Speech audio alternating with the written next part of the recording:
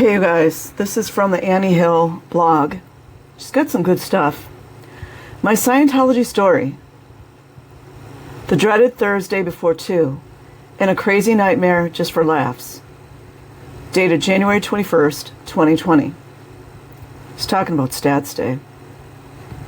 And, just so nobody forgets, children are expected to be productive and upstat in Scientology. All against the law, but you know, laws. My heart was pounding. I'd broken out in a cold sweat. I had only minutes before it would be too late. Sounds like something out of a thriller, right? What if I told you this happened to me every single week for almost 2 decades? That's right. Every Thursday before 2. That's the arbitrary week-ending deadline set by one, Ron Hubbard, Thursday at 2 p.m., and you'd have to turn in your statistics before starting the next week's production. I have so much to say about this made-up, heavily enforced anxiety producer, but I've got a bit of a treat for you today. A new nightmare. That's right. I had a nightmare the other night for the first time in months. This one was different than past nightmares. However, because it was quite amusing. Here goes. He's back! My wacky int-based miscavige nightmare. It's always about him, isn't it? There I was standing in the middle of a room in a red striped long knit tank dress. Like something I'd wear around the house, just chillin'. I was definitely back on the int base, because the room was sparse. The only things in it were a desk, a chair, and a framed picture of L. Ron Hubbard. I also want to share with you guys a video that I had watched with the Headleys about one of the escapes that they helped with. The security on int base makes a North Korean prison look like a golf course. I was there to prep for a musical I was going to be a part of, so I asked someone where my costume was. The person I was speaking to suddenly disappeared, and one of Miss Gabage's henchmen, names, came running in, yelling at me. Dave wants to see you now. Don't you guys wonder who it is? I do. Could it be some of these prestigious executives running around saying how much great good stuff they're doing? Like DeVocht, or what's his name, Gerald, or Rinder, or Rathburn, or all these saints walking around. Well, how am I supposed to run up and see him in a meeting when I don't have my uniform? Because of the play. Don't talk back.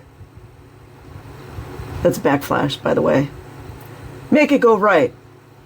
How many kids hear that every day and nobody's doing anything? Next thing I knew, I was racing around from room to room trying to figure out where I could find a uniform. I was getting super worried because I should have already been up in the conference room. Everyone else was probably waiting for me. Uh-oh.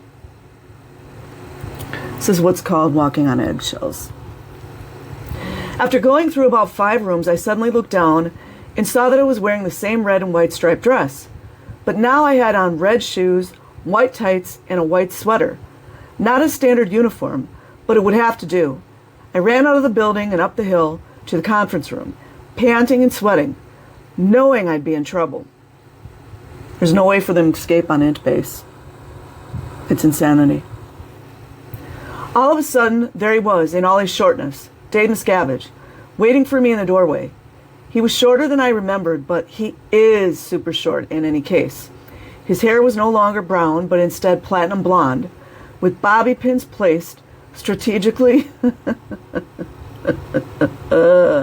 throughout. That was my favorite part of the dream by far. He began screaming at me with the usual babble. What gives you the right to be late? You should have been here on time. I don't wait for anyone. You're just like the rest of them. I do all the work here and you do nothing. That's a shaming. At that point, and now I knew for sure that this was a dream, I looked at him and said, "That's enough. I'm out of here." Then turned and started walking away. I could hear him screaming in the background about how I'd never escape, how they'd find me wherever I went, all that usual crap. I'm surprised I didn't hear him say, "I'll get you, my pretty, and your little dog too." The rest of the nightmare was just a bunch of fast-cut sequences of me running through collapsing buildings, avoiding the guards, and meeting up with kindred spirits who were trying to help me escape. Every time I attempted to get into a vehicle, it would BLOW up before I could reach it. Finally, we ended up in a stable, and I jumped onto a horse and rode away into the sunset, I'm sure. I used to wake up crying from one of these nightmares. This time I woke up giggling. I've sure come a long way. Okay, now back to our regularly scheduled program. The real nightmare, Thursday before 2. If you were to utter the words Thursday before 2 to anyone who ever worked in a Scientology organization at any level, they'd probably have some sort of intense knee-jerk reaction. These words could send chills down the spine of even the most hardened Sea Org member. Like children. Frankly, it was a shock to my system when I got out of Scientology and realized that the world wasn't about to end on Thursday at 2:01 p.m. I mean, I wasn't even working for the first couple of months after I escaped, but every time Thursday would roll around, I'd get the same anxiety. It was just automatic. It finally subsided after I'd been working at a part-time job for a few months and realized that there was no crazy urgency to get something done before 2 on Thursday. In fact, the first time I even thought about it in the past 12 years was when I wrote my previous blog post about the birthday game. But the memories came flooding back, and I think it's well worth exploring what this kind of enforced deadline does to a person's head. Like a child. My first inkling of Thursday before 2 was when my field auditor, we shall call him Tim, signed me up for an introductory auditing package. He wanted me to pay before Thursday at 2 p.m., told him that I wasn't going to get paid again until Friday, and that I'll just bring the check then. He said that he'd really appreciate it if I could just do it today, and that he'd even go to the bank with me if that was needed. He's trying to get his stats up. This is what you call under duress and coercion, my friends. I asked him why it was so important, and he said it really wasn't all that important. Lie. And that it was just a game that they played in Scientology to make it easier to keep track of things from week to week. I thought, well, fine, I don't really care, but he sure seems to. So together we figured out how I could pay him right then, by maxing out my credit card, of course. The next time I heard about Thursday before 2 was when I was doing an introductory course at the Mountain View mission before I was on staff. Apparently I was pretty close to completing it. The course supervisor, Dave, came to me and said I was on the comps list for that week. I didn't know what that meant, so he explained that I needed to complete the course by 2 p.m. on Thursday. Oh, that again, I said. He seemed a bit put off by my cavalier non-Scientologist attitude, but he quickly got himself together, smiled that cultish smile, and said he'd help me work out my schedule so we could get it done.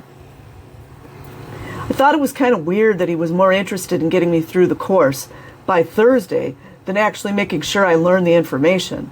But hey, I like a game as much as the next person, so I agreed. From that point on, I was pretty much the guaranteed Thursday before 2 gal in the course room because I was a good student and a fast learner. I got a lot of praise for how fast I was going through courses that helped their stats. So I kept doing it. I mean, positive reinforcement, y'all. Up to that point, it wasn't too bad and seemed like fun to get things done by Thursday at 2 p.m. Little did I know what lay ahead, like a tiger ready to pounce on my weakened mental state. A typical Thursday as a Scientology staff member. Once I joined staff at the mission Thursday before 2, became the make or break point for my life. Each week, nothing was more important than getting my stats up before Thursday at 2. Here's how a typical week would go. We do our jobs at a pretty standard pace. until about Thursday, when we realized that Thursday was just around the corner and we needed to work out how to have our stats up by then. That plan almost always included staying up most, if not all, of Wednesday night. Doing what you ask, well, how about calling people in Europe or Australia who didn't have books yet? Or going to people's houses in the middle of the evening and not leaving until they signed up for services. What is it called? Predatory?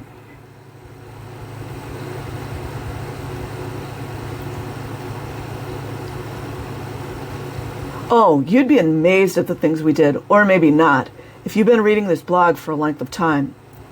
The craziest thing is, even if I had my stats up, I'd feel guilty if I didn't stay up on Wednesday night with the rest of them. That's a groupthink. No shade to anyone. I've been there. It was sort of an implied, you're good, but now you need to help the rest of the team. Plus, if the stats weren't up on Thursday at 2, it didn't matter how well I did personally. The overall stats were down, so we were all bad. I mean, we were a team, right? The only thing that did happen was maybe I could go home on time.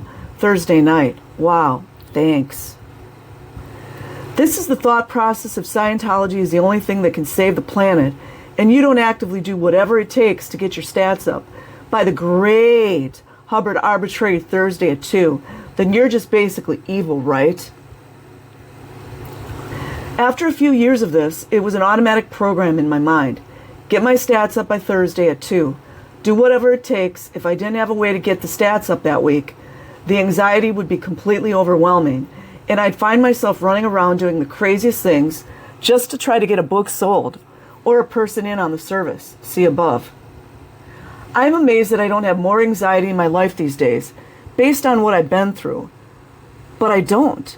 After a few years of trying to figure things out, I'm now living fairly stress-free life, working from home with deadlines that I agree to. Ain't life grand when you're free of arbitrary restraints? I will leave a link in the description box. Like and subscribe if you choose. Otherwise, have an amazing day or night wherever you are. Peace.